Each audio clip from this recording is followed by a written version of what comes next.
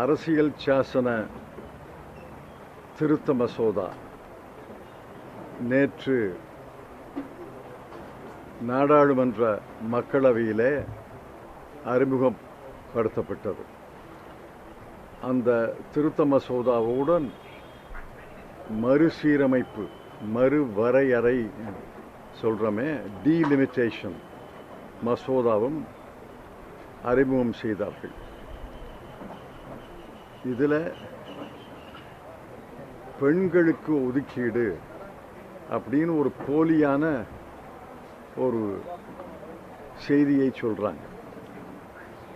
பெண்களுக்கு ஒதுக்கீடு என்பது 2023 செப்டம்பர் மாதத்திலேயே நிறைவேற்றியாகிவிட்டது. அதை முதல்ல எழுதணும், எல்லாரும் புரிந்து கொள்ளணும்.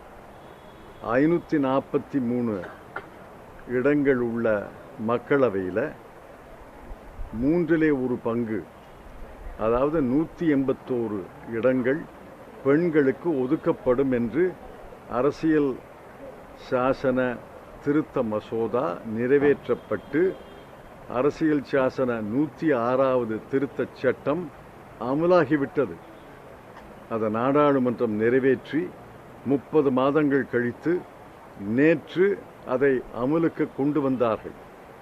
அதனால பெண்களுக்கு ஒதுக்கீடு என்பது பிரச்சனையே கிடையாது. சும்மா ஒரு பொய்யை சொல்றாங்க. பெண்களுக்கு ஒதுக்கீடு, பெண்களுக்கு ஒதுக்கீடுன்னு. பெண்களுக்கு ஒதுக்கீடு ஏற்கனவே செய்தாகிவிட்டது நாடாளுமன்றம். இப்ப பெண்களுக்கு ஒதுக்கீடு சட்டத்தில் 543ல் 1/3 என்பதுக்கு பதிலாக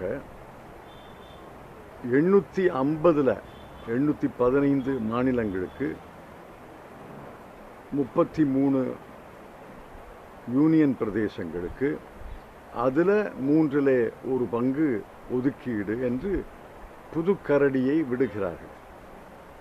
இதனுடைய நோக்கம் என்னன்னா, ஒரு மாயையை உருவாக்குவது.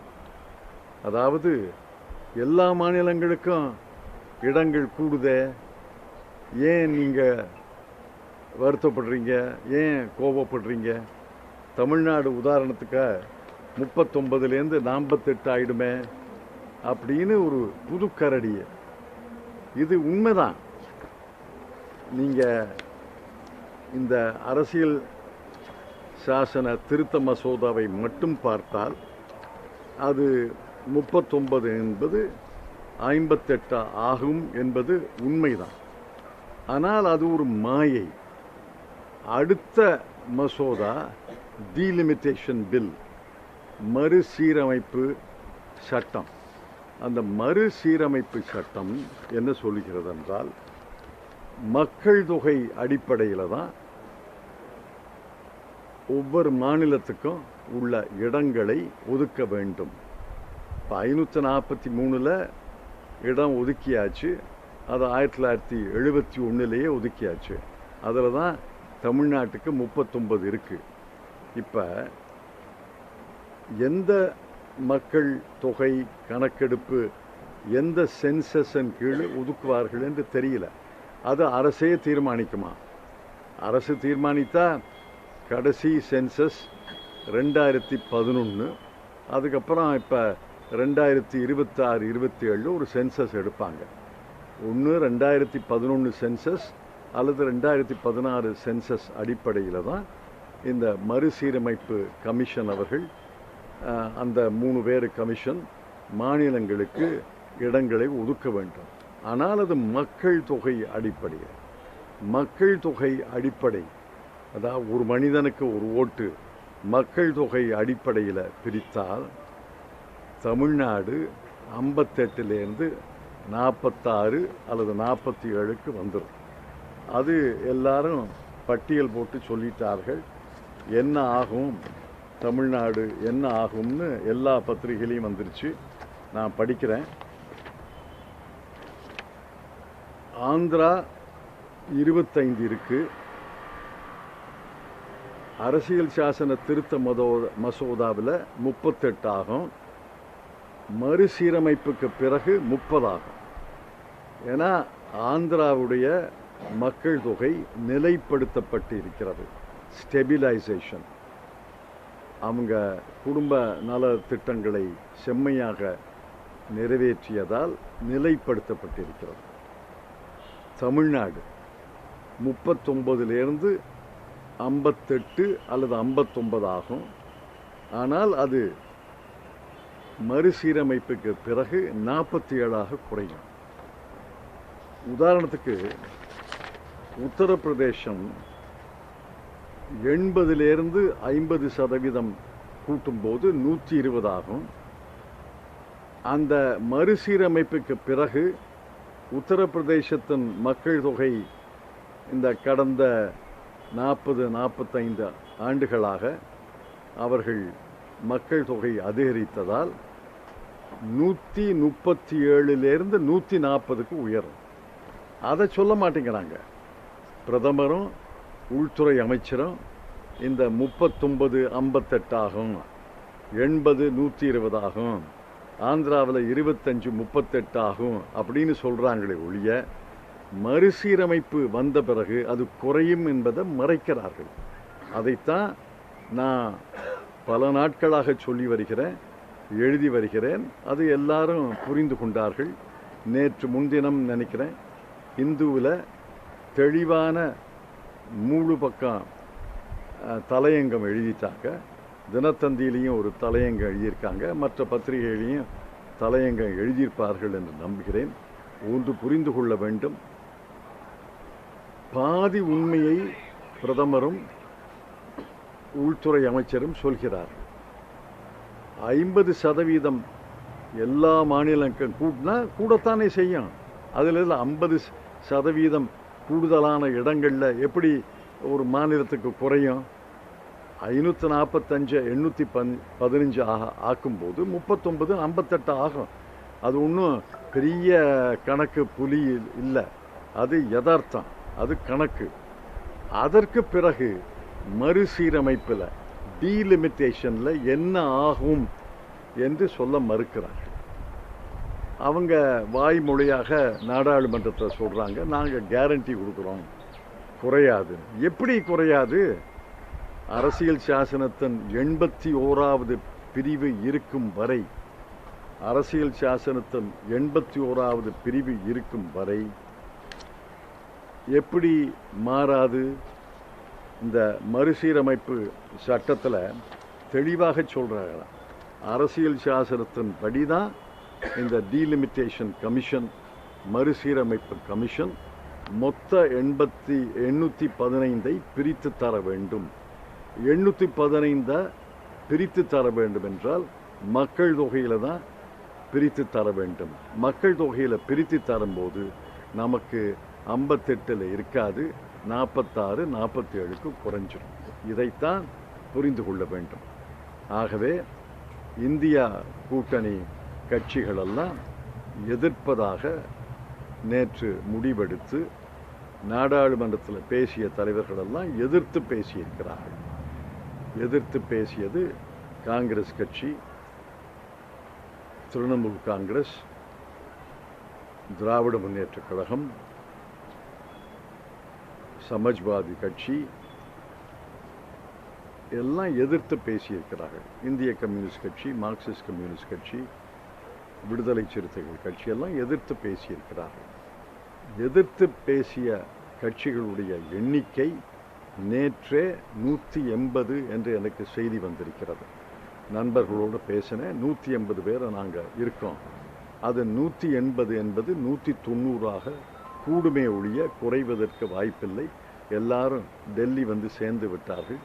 நாடாளுமன்றத்தில் நேற்று இரவு இன்று காலை நிச்சயமாக கலந்து கொள்வார்கள் என்ற நம்பிக்கை எனக்கு இருக்கிறது. 180 190 எதிர்த்து நாடாளுமன்ற உறுப்பினர்கள் வாக்களித்தால் இந்த மசோதா நிறைவேறாது. இந்த மசோதா தோற்கடிக்கப்பட வேண்டும் என்று திருமதி சோனியா காந்தி, திருமதி செல்வி மம்தா பானர்ஜி, திரு மு.க. ஸ்டாலின், மற்ற தலைவர்களெல்லாம், திரு அகிலேஷ் யாதவ் எல்லாரும் தெளிவாக பேசிட்டாங்க, எழுதிட்டாங்க. அதனால் இந்த மசோதா தோற்கடிக்கப்படும் என்ற நம்பிக்கை எனக்கு இருக்கிறது. சார் தொகுதி மறுவரை சட்டத்தை வந்து எதிர்த்து போராடுனா வந்து எமர்ஜென்சி காலத்தை போல சிறை செல்ல நேரிடும் நயினார் நாகேந்திரன் இப்போ சொல்லியிருக்கிறாரு. யாரு? நயினார் நாகேந்திரன். நயினார் நாகேந்திரா இந்தியாவினுடைய உச்ச நீதிமன்ற நீதிபதியா? அதெல்லாம் ஒரு சட்டத்தை எதிர்த்து போராடுவது, ஒரு மசோதாவை எதிர்த்து போராடுவது மனிதனுடைய உரிமை. இப்போ ஃபார்ம் லாஸ்ன்னு 3 சட்டம் கொண்டாந்தாங்க.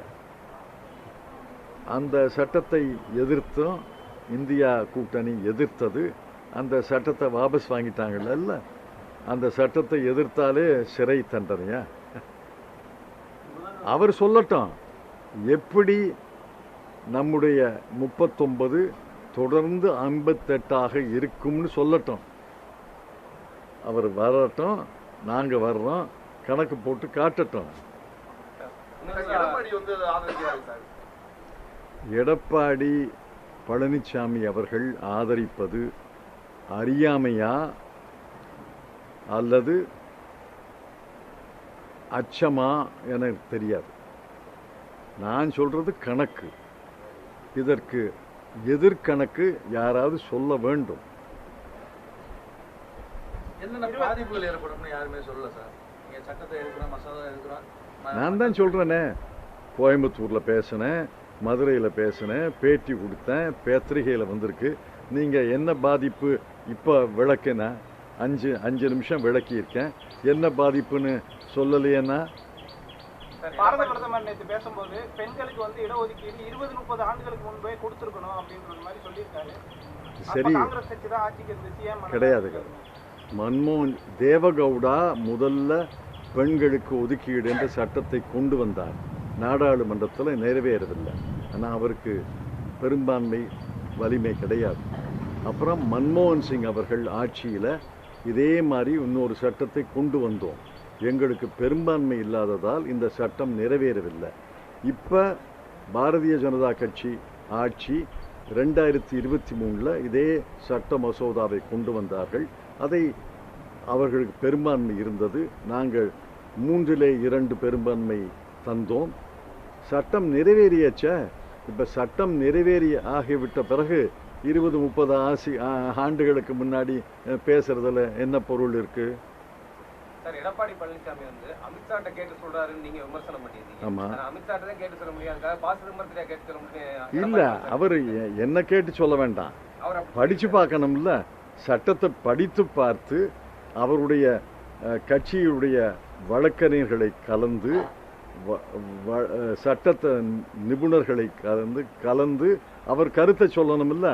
அவர் கருத்தை கேட்டா அமித்ஷா கருத்துன்னு சொல்றாரு. எடப்பாடி பழனிசாமிக்கு இதற்கான திறன் கிடையாது அப்படிங்கிறீங்களா? எனக்கு தெரியாது. அவர் கேட்ட கேள்விக்கு பதில் சொல்லிட்டேன். அறியாமையா அச்சமானு எனக்கு தெரியாது. வேற ஏதாவது சொல்லட்டும் காரணம். நான் படிக்கலேன்னு சொல்லட்டும். விஜய் வந்து தொகுதி மறுசீரமைப்பு குரல் கொடுத்துருக்காரு. அதை பாராட்டுறேன். எங்கள் குரலை அவர் ஒலித்ததற்காக நன்றி சொல்லிருக்கோம். காங்கிரஸ் கட்சியினர் வந்து இந்த இடஒதுக்கீடு ஏத்துக்கிறோம் அப்படின்னு சொன்னாங்க. பிரதமர் வந்து அந்த கிரெடிட் எல்லாம் காங்கிரஸ் கட்சிக்கு வாங்கிக்கிறோம் அப்படின்ற இடஒதுக்கீடை எதிர்க்கவே இல்லை. 2023 செப்டம்பர்லேயே ஆதரித்து நிறைவேற்றி ஆகிவிட்டது. அந்த பழைய பல்லவியை பாடுறதுல என்ன அர்த்தம் இருக்கு? அது ஏற்கனவே அரசியல் சாசனத்தில் 334A 334A என்ற சட்டப்பிரிவு ஏற்றப்பட்டது. அதை மறுபடியும் அதை எதுக்கு தோண்ட எடுக்கணும்? முதல்வர் வந்து இதை கையாளுறதை நீங்க எப்படி பாக்குறீங்க? முதல்வர் உறுதியாக கையாளுகிறார். அவர் உறுதி எல்லா கட்சி தலைவர்களுக்கும் இருந்தால் நிச்சயமாக இந்த மசோதா தோற்கடிக்கப்படும். ஆமாம், ராகுல் தான் தலைமை ஏற்றிருக்கிறாரு. நேற்று வீடியோ பதிவு செய்திருக்காரு. இன்னைக்கு நாடாளுமன்றத்தில் பேசுவார் என்று எனக்கு தகவல். அதெல்லாம் சொல்லலை. நான் சொல்றது கணக்கு. உத்தரப்பிரதேசம் 180 120 ஆகும்.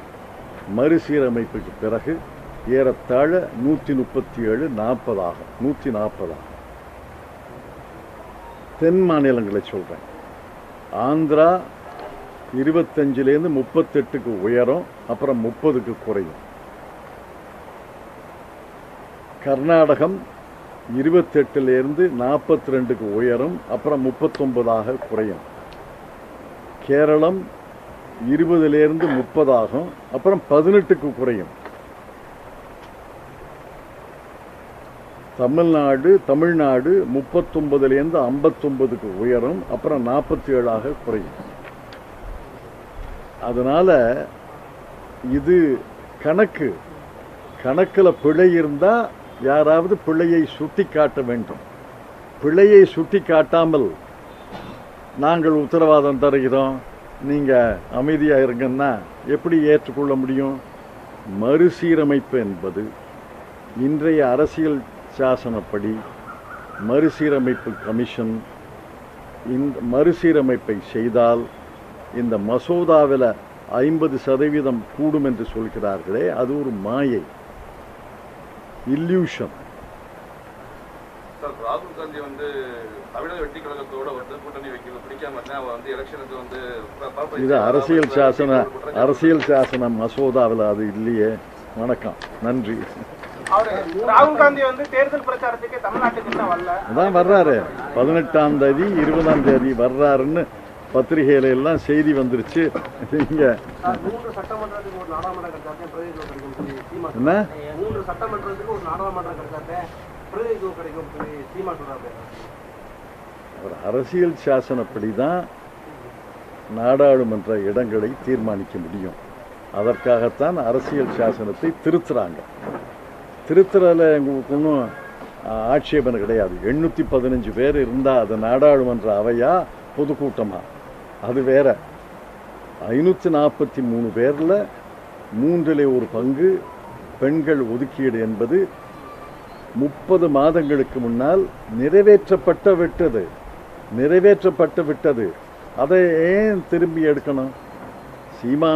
திரு சீமான் அவர்கள் சொல்வதற்கெல்லாம் எனக்கு பதில் சொல்வதற்கான அறிவு கிடையாது. நன்றி. நிறைவேற்றி கொடுத்துட்டாங்கன்னா அவங்களுக்கு வந்து பொதுவெளியில நன்றி சொல்றேன் அப்படின்னு இந்த மசோதாவை அவர் வாபஸ் பெற்றுக்கொண்டால் பொதுவெளியில நாங்க அவருக்கு நன்றி சொல்லுவோம்.